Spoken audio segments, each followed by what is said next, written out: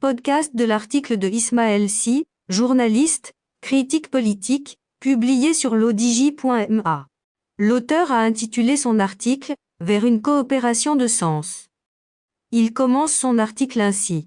Depuis quelques mois, la résurgence des coups de force militaires sur le continent africain crée la stupeur au sein des États et met à mal plusieurs décennies de diplomatie. La Centrafrique, le Mali, le Burkina, le Soudan. La Russie, dans une politique extérieure impérialiste, est en train de faire de l'Afrique un territoire stratégique dans son projet de reconstruction de la nouvelle Fédération de Russie.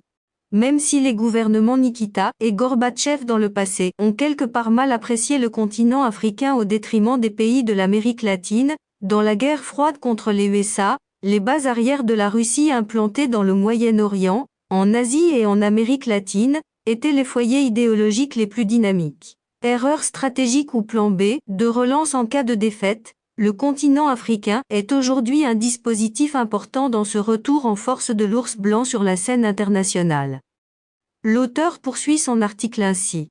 Étant inscrit dans une course de fond, Moscou n'a pas de calendrier de résultats, comme le notifiait Georges Kennan dans son télégramme, la force soviétique est résiliente et prête à faire un repli stratégique pour mieux atteindre son objectif.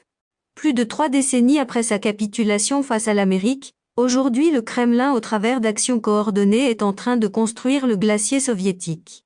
En novembre 2019, l'on se rappelle du forum de Sotchi, qui a mobilisé bon nombre d'acteurs politiques du continent africain y compris un parterre d'agitateurs prêts à se mettre aux ordres de Moscou. Le pronunciamiento d'une des participantes qui a fait le tour des groupes numériques anti-français et américains en Afrique a été pour nous observateurs le point de démarrage du grand projet Russie-Afrique. Pilotage automatique des activistes africains, financement de médias de propagande russe, opérations militaires, prise de contrôle de l'opinion africaine, construction de l'alternative russe dans l'imaginaire social. Le réseau Prigojine, bras armé de la diplomatie du Kremlin, en Afrique conduit un vaste programme dont l'objectif est clair et affirmé. Cependant, la lecture réelle est que la Russie dans cette opération de séduction-installation en Afrique, au lieu de miser sur la masse, a décidé de miser sur les populistes. Ce qui démontre clairement qu'elle n'est pas dans une logique de création de valeur, mais juste dans une perspective de rente. L'enjeu n'est pas de créer un partenariat équilibré avec l'Afrique, mais juste une opération hold-up sur fond de guerre froide avec l'Occident. En plus d'être une réserve de ressources à portée de main, le continent est pour la Russie une chair à canon en cas de confrontation militaire. Riche de sa jeunesse, le pari sur cette dernière et surtout le gros travail de manipulation de masse axé sur cette frange, démontrent leur position non négligeable dans la diplomatie du Kremlin. L'auteur précise sa pensée ainsi. L'enjeu est clair, comme c'était le cas sous l'ère Staline, la Russie d'aujourd'hui est dans un vaste projet de mise en place d'un empire. La création d'un ordre dominé par la pensée soviétique, notamment la gestion autocratique de la cité sans partage. L'instauration des militaires à la tête de certains États démontre fatalement les enjeux de cette percée russe. Comme en Pologne ou à Cuba, le procédé est le même, faire parler la force et tracer sa vision du monde. Cependant, la Russie comme dans le passé, dispose d'une véritable faiblesse, la ressource financière. Avec des moyens limités, elle ne peut qu'alimenter certains réseaux, mais ne peut changer au travers d'importants investissements les problématiques de développement du continent. L'immigration clandestine, la pauvreté, le chômage, l'insécurité, plaçant des mots stériles devant ces problèmes, la Russie est aujourd'hui dans une dynamique de diversion. Détourner le continent sur sa construction en alimentant le narratif du sentiment anti-français ou du cancer occidental. Elle n'a pas les moyens de soutenir les économies africaines. Nous pensons qu'il faut activer un plan pour sauver le partenariat Afrique-Europe.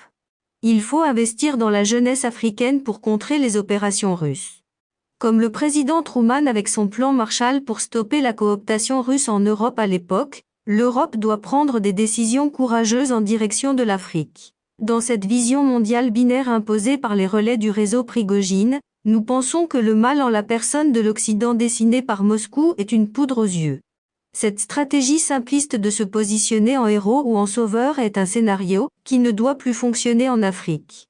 Bien vrai que dans ce contexte mondial nouveau, des corrections de sens s'imposent dans les rapports entre États, Il nous incombe cependant d'éviter de tomber dans les démarches de passion et de mauvaise appréciation de la scène internationale.